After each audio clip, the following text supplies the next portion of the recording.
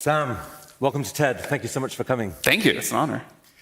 Your company has been releasing crazy, insane new models pretty much every other week, it feels like. I've been playing with a couple of them. I'd like to show you what I've been playing. So Sora, this is the image and video generator. I asked Sora this: what will it look like when you share some shocking revelations here at TED? You want to see how it imagined it, you know? I mean, not bad, right? How would you grade that? 5 fingers on all hands. Very close to what I'm wearing, you know? I've never seen you quite that animated. You're normally I'm not that animated of a person. So maybe a B+. But this one genuinely astounded me when I asked it to come up with a diagram that shows the difference between intelligence and consciousness. Like, how would you do that? This is what it did. I mean, this is so simple, but it's incredible. What is the kind of process that would allow, like, this is clearly not just image generation, it's linking into the core intelligences that your overall model has. Yeah, the new image generation model is part of GPT-4o, so it's got all of the intelligence in there. And I think that's one of the reasons it's been able to do these things that people really love. I mean, if I'm a management consultant and I'm playing with some of this stuff, I'm thinking, uh-oh, what does my future look like?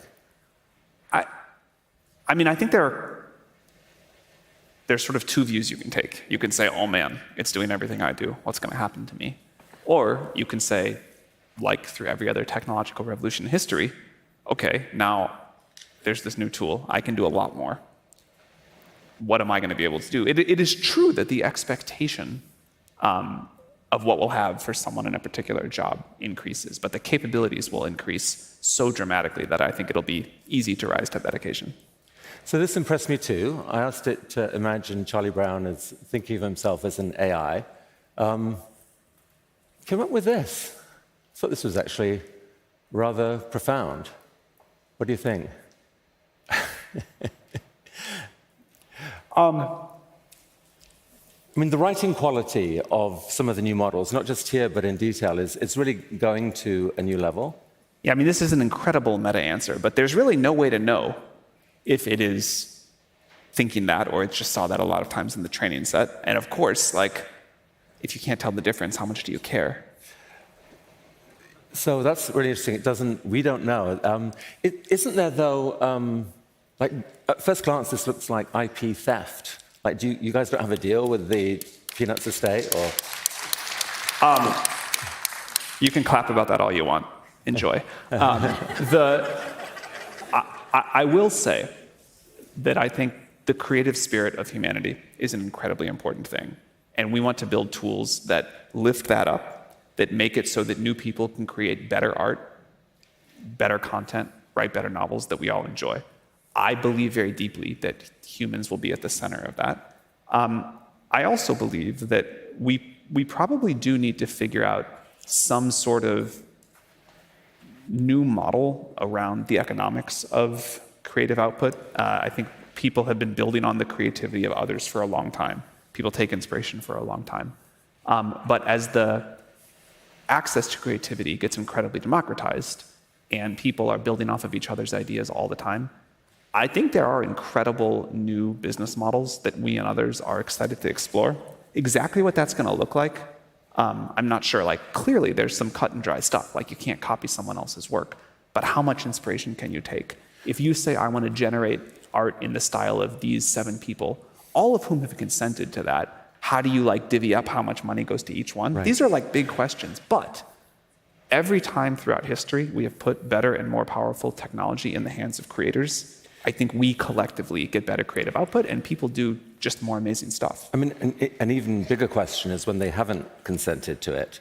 In our opening session, Carol Cadwallader showed, ChatGPT give a talk in the style of Carol Cadwallader, and sure enough, it gave a talk that wasn't quite as good as the talk she gave, but it was pretty impressive. And she said, okay, it's great, but I did not consent to this.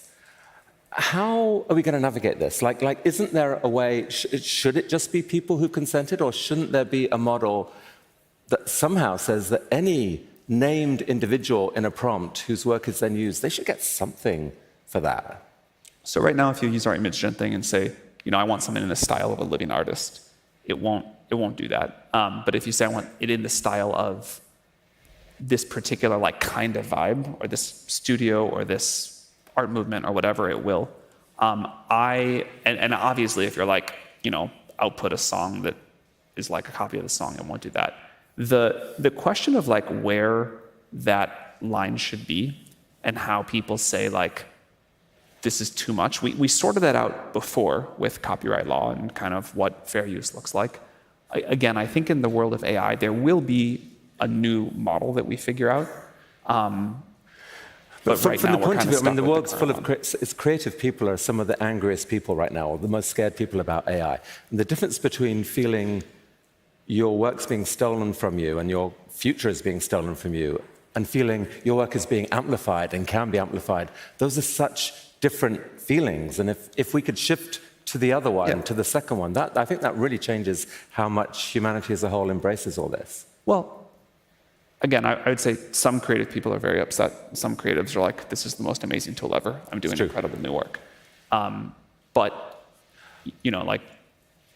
it's definitely a change. And I have a lot of empathy to people who are just I wish this change weren't happening. I liked the way things were before. Sorry.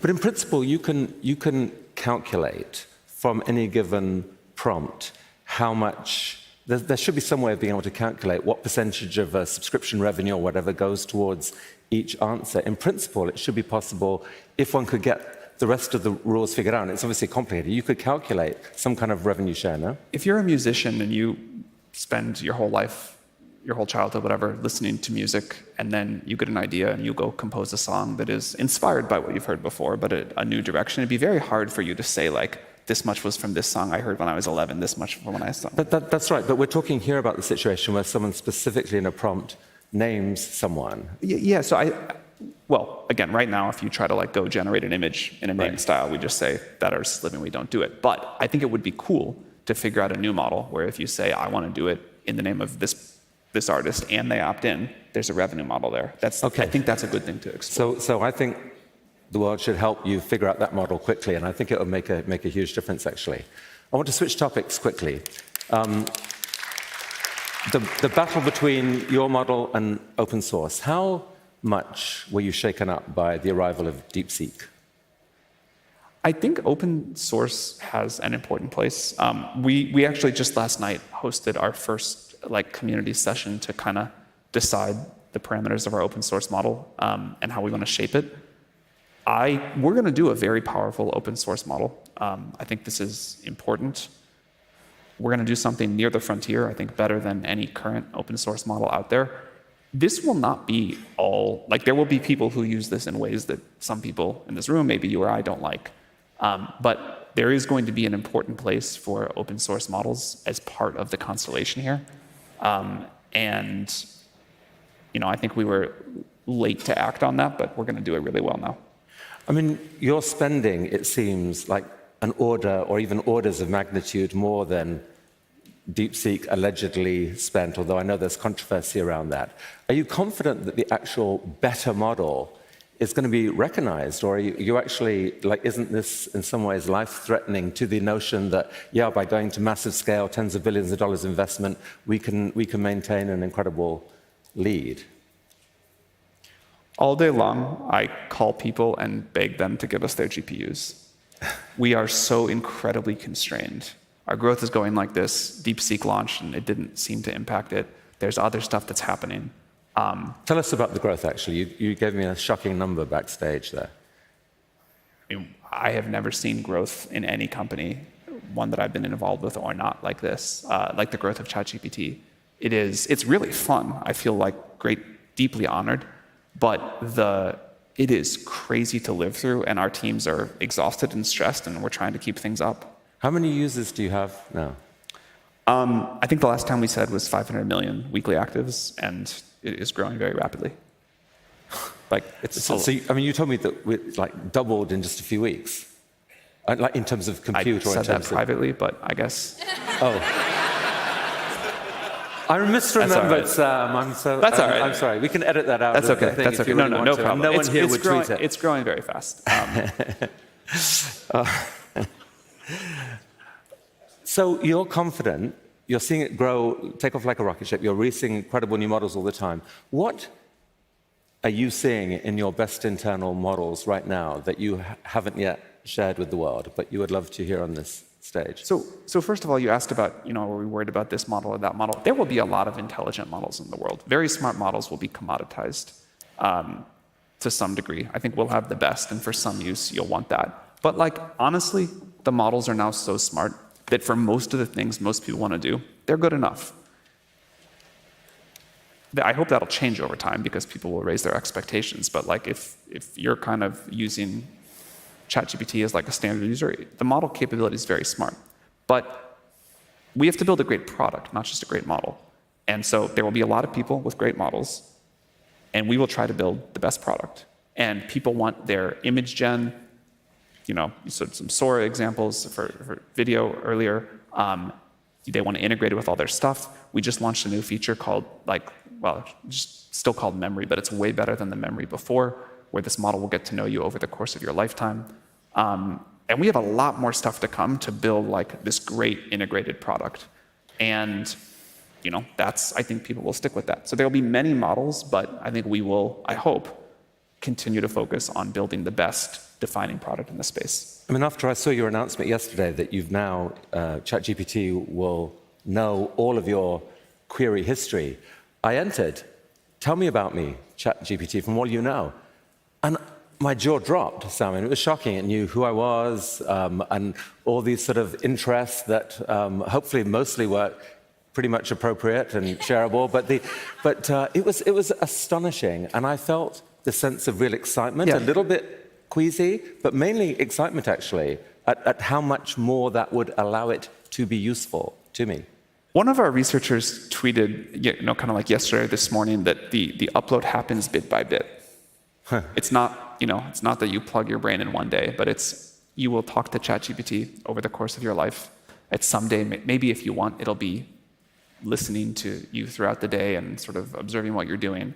And it'll get to know you, and it'll become this extension of yourself, this companion, this thing that just tries to help you be the best, do the best you can. In the movie Her, the AI basically announces that she's read all of his emails and decided he's a great writer and sends persuades a publisher to publish him. Is that might be coming sooner than we think?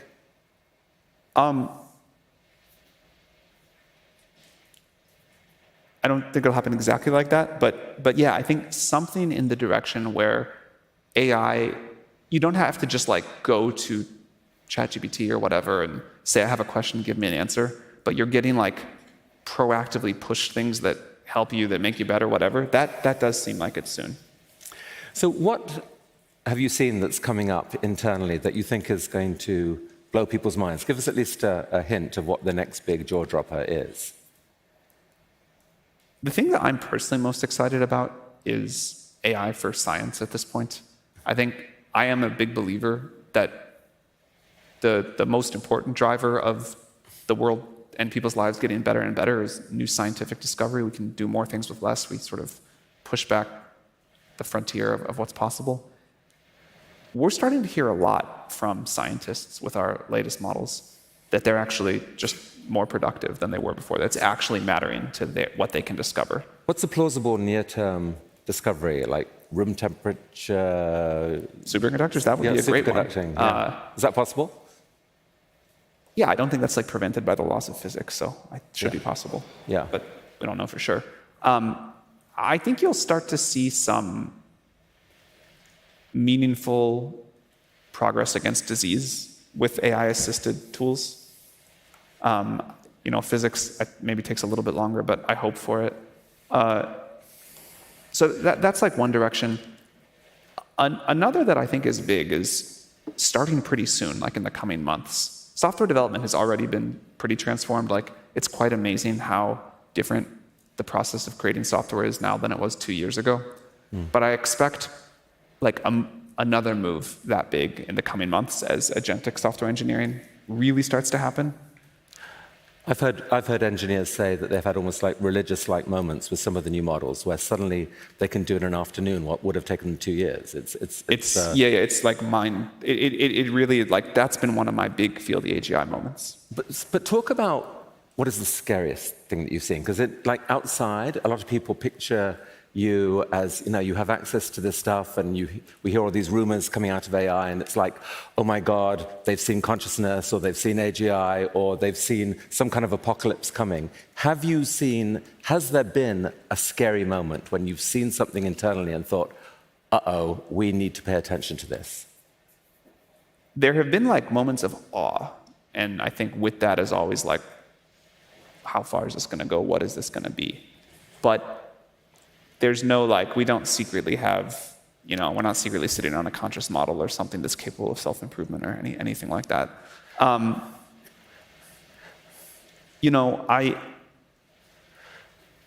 People have very different views of what the big AI risks are going to be. And I myself have like evolved on thinking about where we're going to see those. But I continue to believe there will come very powerful models that people can misuse in big ways. People talk a lot about the potential for new kinds of bioterror, models that can present like a real cybersecurity challenge, models that are capable of self-improvement in a way that leads to some sort of loss of control. So I think there are big risks there. And then there's a lot of other stuff, which honestly is kind of what I think many people mean, where people talk about disinformation or models saying things that they don't like or things like that. Sticking with the first of those, do you check for that internally before release? Of course, yeah. So we have this preparedness framework that outlines how we do that. I mean, you've had some departures from your safety team. How many people have departed? Why have they left? We have, I don't know the exact number, but there are clearly different views about AI safety systems. I would really point to our track record. There are people who will say all sorts of things. Something like 10% of the world uses our systems now, a lot. And we are very proud of the safety track record. But track record isn't the issue in a way, because no, it we're talking about an exponentially growing power where we fear that we may wake up one day and the world is ending. So it's really not about track record. It's about plausibly saying that the pieces are in place to shut things down quickly if we see a danger. Oh yeah. No, of course that's important.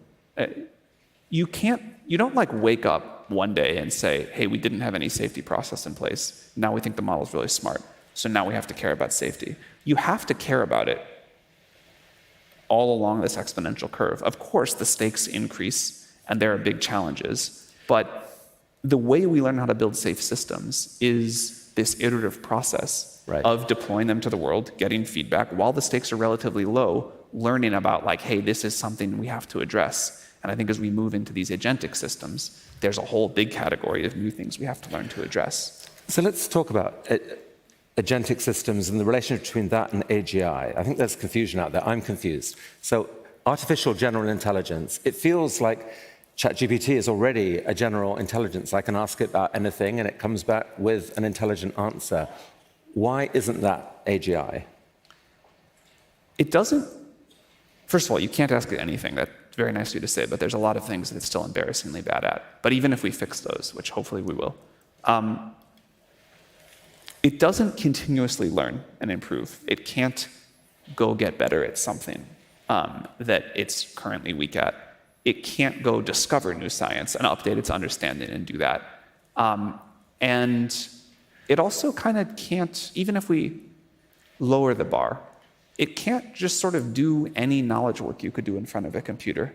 I actually, even without the sort of ability to get better at something it doesn't know yet, I might accept that as a definition of AGI. But the current systems, you can't say like, hey, go do this task for my job, and it goes off and clicks around the internet and calls someone and looks at your files and does it. And without that, it feels definitely short of it.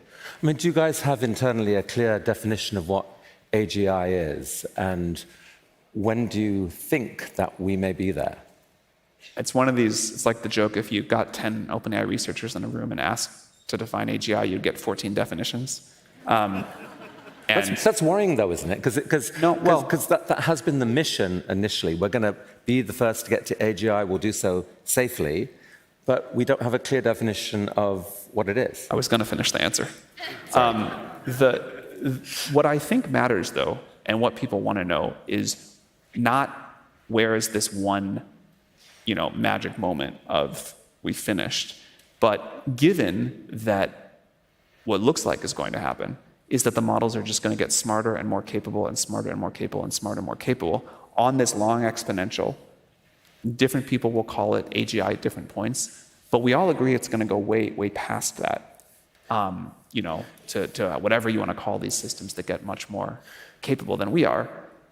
The thing that matters is how do we talk about a system that is safe through all of these steps and beyond as the system gets more capable than we are, as the system can do things that we don't totally understand. And I think more important than when is AGI coming and what's the definition of it, it's recognizing that we are in this unbelievable exponential curve. Yeah. And you can, say, this is what I think AGI is. You can say, you think this is what you think AGI is. Someone else can say superintelligence is out here. But we're going to have to contend and get wonderful benefits from this incredible system. And so I think we should shift the conversation away from what's the AGI moment to a recognition that, this thing is not going to stop. It's going to go way beyond what any of us would call AGI. And we have to build a society to get the tremendous benefits of this and figure out how to make it safe. Well, one of the conversations this week has been that the real change moment is, AGI is a fuzzy thing, but what is clear is agentic AI, when AI is set free to pursue projects on its own and to put the pieces together. You've got a thing called Operator, which starts to do this. And I tried it out. I wanted to book a restaurant, and it's kind of incredible. It kind of can go ahead and do it, but this is what it said. It was an intriguing process, and give me your credit card and everything else. And I declined on this case to go forward. But I think this is the challenge that people are going to have. It's kind of like, it's an incredible superpower. It's a little bit scary. And Yoshua Bengio, when he spoke here, said that agentic AI is the thing to pay attention to. This is when everything could go wrong as we give power to AI to go out onto the internet to do stuff. Going out onto the internet was always, in the sci-fi stories, the moment where, escape happened and potential things could go horribly wrong. How do you both release agentic AI and have guardrails in place that it doesn't go too far? First of all, obviously you can choose not to do this and say, I don't want this. I'm going to call the restaurant and read them my credit card over the phone. I could choose, but someone else might say, go out, ChatGPT onto the internet at large and rewrite the internet to make it better for humans or whatever. Yeah, the point I was going to make is just with any new technology, it takes a while for people to get comfortable. I remember when I wouldn't put my credit card on the internet because my parents had convinced me someone was going to read the number and you had to fill out the form and then call them. And then we kind of all said, okay, we'll build anti-fraud systems and we can get comfortable with this. I think people are going to be slow to get comfortable with agentic AI in many ways. But I also really agree with what you said, which is that even if some people are comfortable with it and some aren't, we are going to have AI systems clicking around the internet. And this is, I think, the most interesting and consequential safety challenge we have yet faced, because AI that you give access to your systems, your information, the ability to click around on your computer, now those, when the AI makes a mistake, it's much higher stakes. It is the gate on, so we talked earlier about safety and capability. I kind of think they're increasingly becoming one-dimensional. A good product is a safe product. You will not use our agents if you do not trust that they're not going to empty your bank account or delete your data or who knows what else. And so people want to use agents that they can really trust, that are really safe. And I think we are gated on our ability to make progress, on our ability to do that, but it's a fundamental part of the product. But in a world where agency is out there and say that, maybe it's open models are widely distributed, and someone says, okay, AGI, I want you to go out onto the internet and, spread a meme however you can that X people are evil or whatever it is. It doesn't have to be an individual choice. A single person could let that agent out there, and the agent could decide, well, in order to execute on that function, I've got to copy myself everywhere. And are there red lines that you have clearly drawn internally, where you know what the danger moments are, and that we cannot put out something that could go beyond this? Yeah, so this is the purpose of our preparedness framework.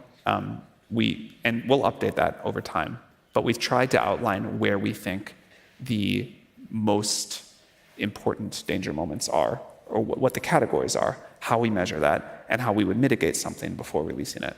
I can tell from the conversation you're not a big AI fan.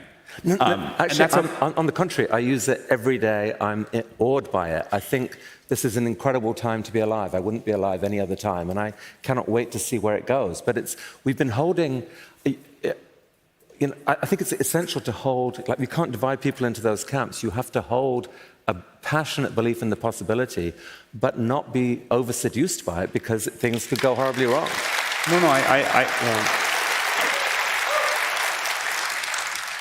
What I was going to say is, I totally understand that. I totally understand looking at this and saying, this is an unbelievable change coming to the world. And, maybe I don't want this. Or maybe I love parts of it. Maybe I love talking to ChatGPT, but I worry about what's going to happen to art. And I worry about the pace of change. And I worry about these agents clicking around the internet. And maybe on balance, I wish this weren't happening. Or maybe I wish it were happening a little slower. Or maybe I wish it were happening in a way where I could pick and choose what parts of progress were going to happen. And I think the fear is totally rational. The anxiety is totally rational. We all have a lot of it too. But there will be tremendous upside. Obviously, you use it every day, you like it. B, I really believe that society figures out over time, with some big mistakes along the way, how to get technology right. And C, this is going to happen. This is like a discovery of fundamental physics that the world now knows about, and it's going to be part of our world. And I think this conversation is really important. I think talking about these areas of danger are really important. Talking about new economic models are really important. But we have to embrace this with caution but not fear, or we will get run by with other people that use AI to do better. Well, you've actually been one of the most eloquent proponents of safety. You testified in the Senate. I think you said basically that we should form a new safety agency that licenses any effort, i.e. it will refuse to license certain efforts. Do you still believe in that policy proposal? I have learned more about how the government works. I don't think this is quite the right policy proposal. What is the right policy proposal?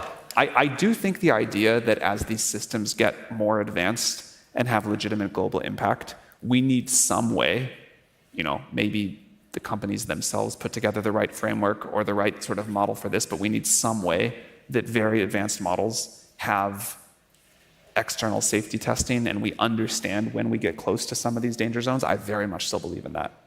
It struck me as ironic that a safety agency might be what we want, and yet agency is the very thing that is unsafe.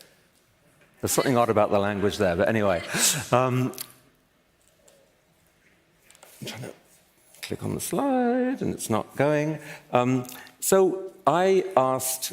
Can I say one more thing? Yes, please. Yeah, I do think this concept of we need to define rigorous testing for models, understand what the threats that we collectively, society, most want to focus on, and make sure that as models are getting more capable, we have a system where we all get to understand what's being released in the world.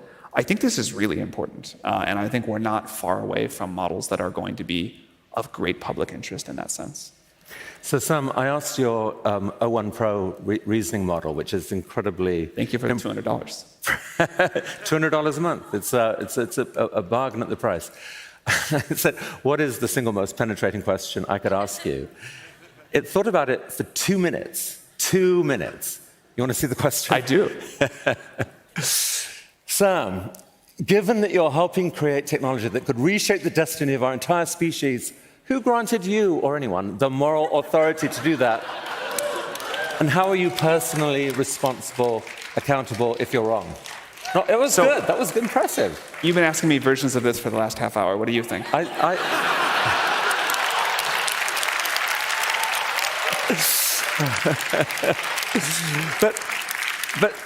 what I would say is this. Here's my version of that question. But no answer? What was your question to me? Yeah, how would you answer that one? In your shoes? Yeah. Or what do you, as an outsider? I don't know. I am puzzled by you. I'm kind of awed by you because you've built one of the most astonishing things out there. There are two narratives about you out there. One is, you are this incredible visionary who's done the impossible, and you shocked the world with far fewer people than Google. You came out with something that was much more powerful than anything you've done. I mean, it is amazing what you've built. But the other narrative is that you have shifted ground, that you've shifted from being OpenAI, this open thing, to the allure of building something super powerful. And, you've lost some of your key people. There's a narrative out there. Some people believe that you're not to be trusted in this space. I would love to know who you are. What is your narrative about yourself? What are your core values, Sam, that can give us, the world, confidence that someone with so much power here is entitled to it? Look, I think like anyone else, I'm a nuanced character that doesn't reduce well to one dimension here. So, probably some of the good things are true and probably some of the criticism is true.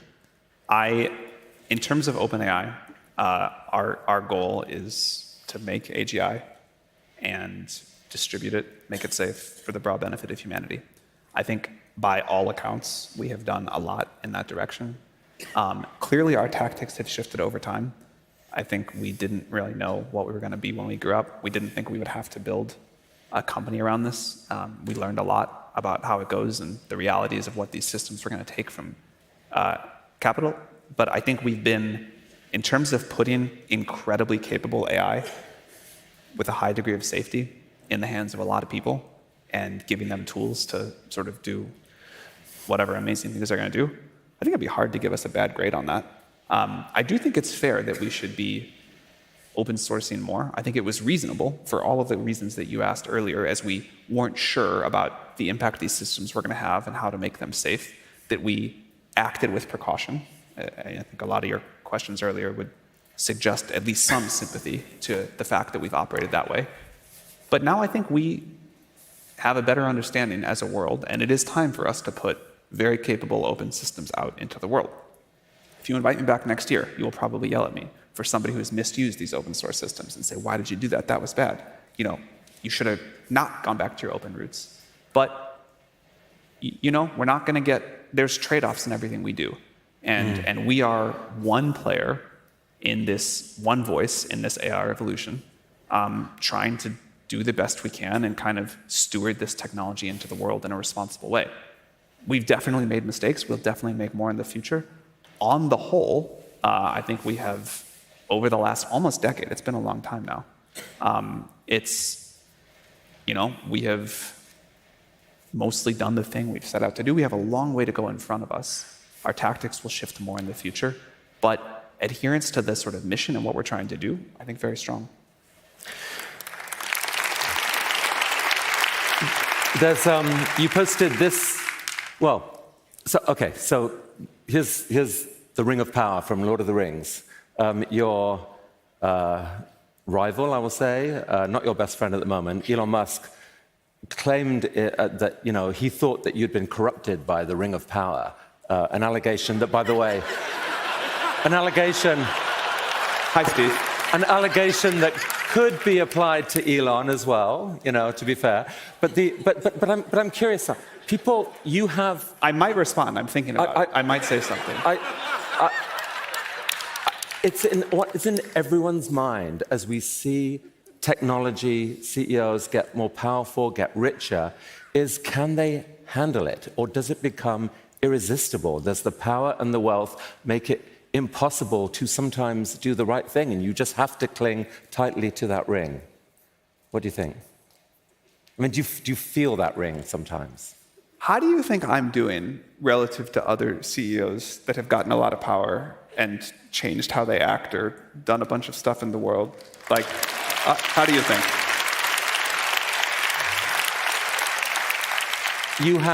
You have a beautiful. You are not a rude, angry person who comes out and says aggressive things to other people. Sometimes you do not. I do that. That's my single vice. But, you know. I think in the way that you personally conduct yourself, it's impressive. I mean, the question some people ask is that the real you, or is there something else going on? But we all have seen CEOs. You put up the Sauron Ring of Power, or whatever that thing is. So I'll take the feedback. What is like something I have done where you think I've been corrupted by power? I think the fear is that just the transition of OpenAI to a for-profit model is, some people say, well, there you go. You got corrupted by the desire for wealth. At one point there was going to be no equity in it. It'll make you fabulously wealthy. By the way, I don't think that is your motivation personally. I think you want to build stuff that is insanely cool. And what I worry about is that is the competitive feeling that you see other people doing it, and it makes it impossible to develop at the right pace. But you tell me. If you don't feel that, like what? So few people in the world have the kind of capability and potential you have. We don't know what it feels like. What does it feel like? Shockingly the same as before. I think you can get used to anything step by step. I think if I were like transported from 10 years ago to right now all at once, it would feel very disorienting.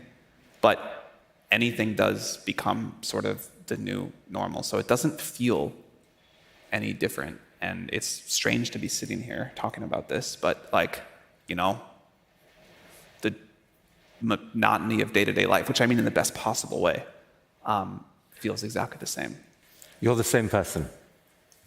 I mean, I'm sure I'm not in all sorts of ways, but I don't feel any different. This was a beautiful thing you posted. Your son. I mean, that last thing you said, that I've never felt love like this. I think any parent in the room so knows that feeling, that wild biological feeling that humans have and AIs never will, of you're holding your kid. And I'm wondering whether that's changed how you think about things. Like if, say here's a red box, here's a black box with a red button on it. You can press that button and you give your son likely the most unbelievable life, but also you inject a 10% chance that he gets destroyed. Do you press that button? In the literal case, no. If the question is, do I feel like I'm doing that with my work? The answer is, I also don't feel like that. Having a kid changed a lot of things. And by far, the most amazing thing that has ever happened to me. Like everything everybody says is true. A thing my co-founder Ilya said once is, I don't know, this is a paraphrase, something like, I don't know what the meaning of life is, but for sure it has something to do with babies. And it's like unbelievably accurate. It changed how much I'm willing to spend time on certain things, and the kind of cost of not being with my kid is just crazily high. But I really cared about not destroying the world before. I really care about it now. I didn't need a kid for that part. I definitely think more about what the future will be like for him in particular, but I feel like a responsibility to do the best thing I can for the future of everybody. Tristan Harris gave a very powerful talk here this week in which he said that the key problem, in his view, was that you and your peers in these other models all feel basically that the development of advanced AI is inevitable, that the race is on, and that there is no choice but to try and win that race and to do so as responsibly as you can. And maybe there's a scenario where your super intelligent AI can act as a brake on everyone else's or something like that. But the very fact that everyone believes it is inevitable means that that is a pathway to serious risk and instability. Do you think that you and your peers do feel that it's inevitable? And can you see any pathway out of that where we could collectively agree to just slow things down a bit, have society as a whole weigh in a bit and say, no, we don't want this to happen quite as fast. It's too disruptive. First of all, I think people slow things down all the time because the technology is not ready, because something's not safe enough, because something doesn't work. There are, I think, all of the efforts hold on things, pause on things, delay on things, don't release certain capabilities. So I think this happens. And again, this is where I think the track record does matter. If we were rushing things out and there were all sorts of problems, either the product didn't work as people wanted it to, or there were real safety issues or other things there. And I will come back to a change we made. I think you could do that. There is communication between most of the efforts. With one exception, I think all of the efforts care a lot about AI safety. And I think that people, I'm obviously not going to say. And I think that there's really deep care to get this right. I think the caricature of this is just like this crazy race or sprint or whatever misses the nuance of people are trying to put out models quickly and make great products for people, but people feel the impact of this so incredibly that, I think if you could go sit in a meeting in OpenAI or other companies, you'd be like, oh, these people are really kind of caring about this. Now, we did make a change recently to how we think about one part of what's traditionally been understood as safety, which is with our new image model. We've given users much more freedom on what we would traditionally think about as speech harms.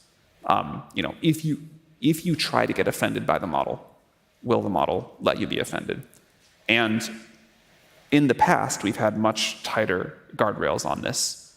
But I think part of model alignment is following what the user of a model wants it to do within the very broad bounds of what society decides. So if you ask the model to depict a bunch of violence or something like that, or to sort of reinforce some stereotype, there's a question of whether or not it should do that. And we're taking a much more permissive stance. Now, there's a place where that starts to interact with real world harms that we have to figure out how to draw the line for. But, I think there will be cases where a company says, okay, we've heard the feedback from society. People really don't want models to censor them in ways that they don't think make sense. That's a fair safety negotiation. But to the extent that this is a problem of collective belief, the solution to those kinds of problems is to bring people together and meet at one point and make a different agreement. If there was a group of people, say here or out there in the world, who were willing to host a summit of the best ethicists, technologists, but not too many people, small, and you and your peers to try to crack what agreed safety lines could be across the world. Would you be willing to attend? Would you urge your colleagues to come? Of course, but I'm much more interested in what our hundreds of millions of users want as a whole. I think a lot of the room has historically been decided in small elite summits. One of the cool new things about AI is our AI can talk to everybody on Earth. And we can learn the collective value preference of what everybody wants, rather than have a bunch of people who are blessed by society to sit in a room and make these decisions. I think that's very cool. And I think you will see us do more in that direction. And when we have gotten things wrong, because the elites in the room had a different opinion about what people wanted for the guardrails on image gen than what people actually wanted, and we couldn't point to real world harm, so we made that change. I'm proud of that. There is a long track record of unintended consequences coming out of the actions of hundreds of millions of people, and there are also 100 people in a room making right, and the hundreds of millions of people don't have control over. They don't necessarily see what the next step could lead to. I am hopeful that is totally accurate and totally right. I am hopeful that AI can help us be wiser, make better decisions, can talk to us, and if we say, hey, I want thing X, rather than like the crowd spin that up. AI can say, hey, totally understand that's what you want. If that's what you want at the end of this conversation, you're in control, you pick, but have you considered it from this person's perspective or the impact it'll have on this people? Like, I think AI can help us be wiser and make better collective governance decisions than we could before. Well, we're well out of time. Sam, I'll give you the last word. What kind of world do you believe, all things considered, your son will grow up into?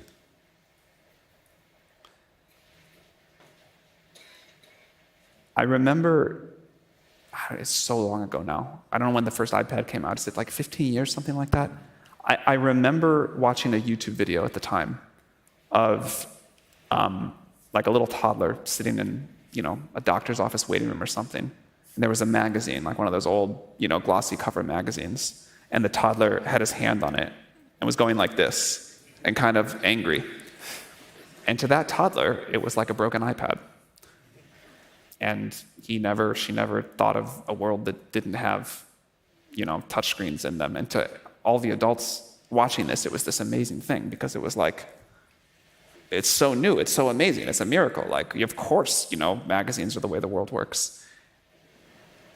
My kids, hopefully, will never be smarter than AI. They will never grow up in a world where products and services are not incredibly smart, incredibly capable. They will never grow up in a world where computers don't just kind of understand you and do, for some definition of whatever you can imagine.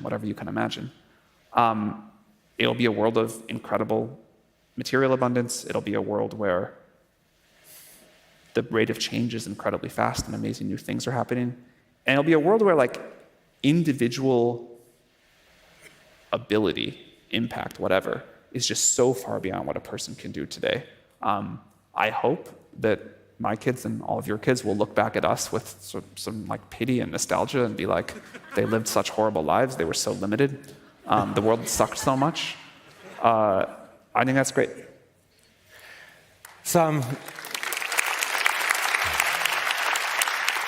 it's incredible what you've built. It really is. It's unbelievable.